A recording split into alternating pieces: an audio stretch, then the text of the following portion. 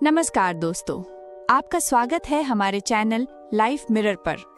आज हम आपके लिए लेकर आए हैं जीतिया व्रत से जुड़ी एक लोक कथा जो बहुत प्रसिद्ध है, चील और सियारिन की कथा।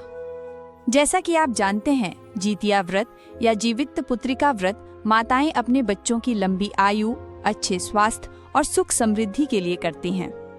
यह व्रत आश्विन मास के कृष्ण पक्ष की अष्टमी तिथि को रखा जाता है। माता इस दिन निर्जरा उपवास करती हैं, यानी ना तो अन्न और ना ही जल ग्रहण करती हैं।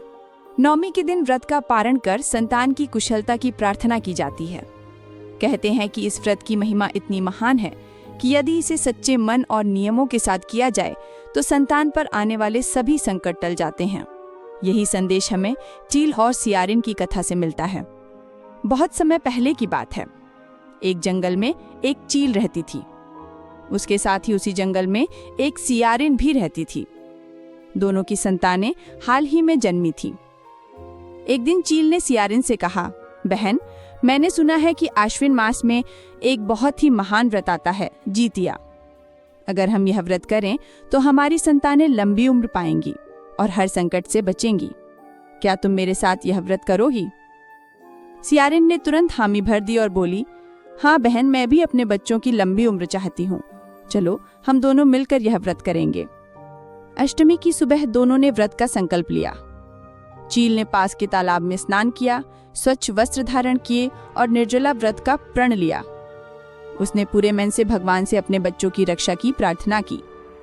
सियारिन ने भी व्रत का संकल्प तो ले लिया, लेकिन उसके मन में स्थिरता और श्रद्धा की कमी थी। वह सोच रही थी, इतना कठोर उपवास कैसे करूंगी, भूख प्यास कैसे सहूंगी। दिन भर चील ने सच्चे मन से व्रत किया। उसने ना तो अन्न खाया और ना ही जल पिया। वह पेड़ पर बैठकर संतान की दीर्घायु की प्रार्थना करती रही। दूसरी ओर सियारिन को भूख सताने लगी। वह अपनी प्रवृत्ति के कारण जंगल में घूमने लगी और चौरी छिपे मांस खा लिया। उसने थोड़ी देर बाद पानी भी पी लिया, लेकिन बाहर आकर वह दिखावा करती रही कि वह भी व्रत कर रही है। रात को दोनों ने कथा सुनी। चील ने श्रद्धा से कथा सुनकर भगवान से प्रार्थना की। सियारिन भी वहां बैठी तो रही, लेकिन उसका मन इधर उधर भटक रहा था। उसे बार बार याद आ रहा था कि उसने दिन में व्रत तोड़ दिया था। अगले दिन यानी नवमी को जब व्रत का पारण करने का समय आया तो चील ने पूरे विधि विधान से व्रत का पारण किया। उसने स्नान किया, पूजा की और फिर अन्न जल ग्रहण किया। वह अत्यंत प्रसन्न थी कि उसने धर्म पूर्वक यह व्रत पूरा किया। सियारिन ने भी पारण का नाटक किया, लेकिन उसके व्रत का कोई फल नहीं मिला, क्योंकि उसने बीच में नियम तोड़ दिए थे। समय बीता। कुछ महीनों बाद दोनों की संतानें बड़ी होने लगीं। चील के बच्चे मजबूत, साहसी और स्वस्थ थे।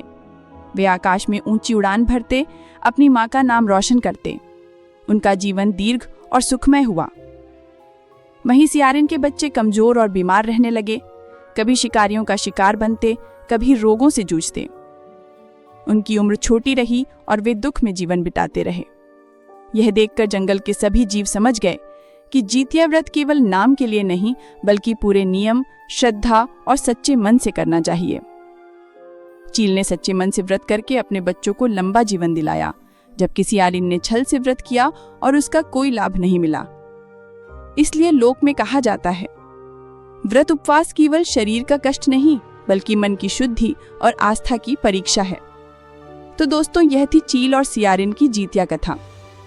इस कथा से हमें यह सीख मिलती है कि यदि हम सच्चे मन और श्रद्धा के साथ व्रत करें तो उसका फल अवश्य मिलता है, लेकिन यदि हम छल, आलस्य या असंयम से करें तो उसका कोई लाभ नहीं होता। आपको ये कथा कैसी लगी, हमें कमेंट में जरूर बताइएगा। अगर आपको यह वीडियो अच्छा लगा हो तो लाइफ मिरर चैनल को लाइक, शेयर और सब्सक्राइब जरूर करें। धन्यवाद। नमस्कार।